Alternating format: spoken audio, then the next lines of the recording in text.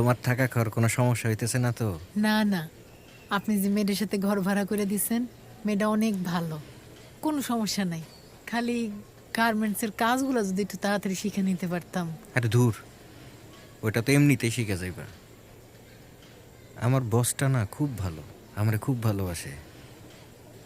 তারে রিকোয়েস্ট কইরাই তোমার এই চাকরির ব্যবস্থা আমি কইরা দিছি, বুঝছো? তোমার তো কিছুই ছিল না, পরিচয়পত্র বানাই দিছি কোনো মতে। আপনি আমার অনেক বড় উপকার করলেন, নতুন জীবন দিলেন আপনি আমারে। আপনার এই ঋণ আমি কোনোদিন শোধ করতে পারুম না। ঋণ শোধ করার দরকার নাই। ঋণ শোধ করে কি হবে বলো? শুধু আমার কাছাকাছি থাকো, আর কিছুই চাই না তোমার কাছে।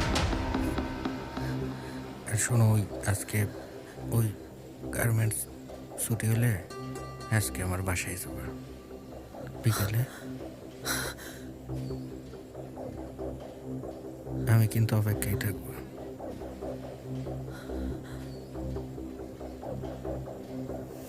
বুঝছো? হুম।